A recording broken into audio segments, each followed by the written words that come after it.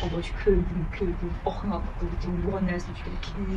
Düşmüşler ki adaş ne yapıyor ya? Adaş, yaşım kaçan geldi. Hazır gel. Yazık ya adam adasından maşinanı görürsen de.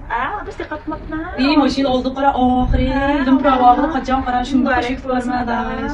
Kaçıp maşinalı adaş. Şu iş güzman adaş şunda kaçıp. Kulağına bak ya. Oy ya adaş, elim ben kaçan adaş. Balını apır pekilman şunda qıynalık dinle. Ahir olduk şunda koşup işte tekenge çıkış qılada etkən biz hep şunu talağan. Maşina mı da? Ayda maşinası var şunda. Maşina mı? Ya. Ne bu adaş?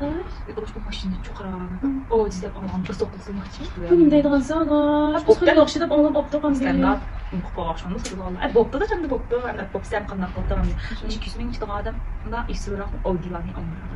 Ben de adaş oşluq oran çıxış qılıq. Balam şunda qoşub ketgan terginər ekan. Bek acizsam qıl. Hayır buldu. Azırak aciz, en azırak bir motor yaxşı emas.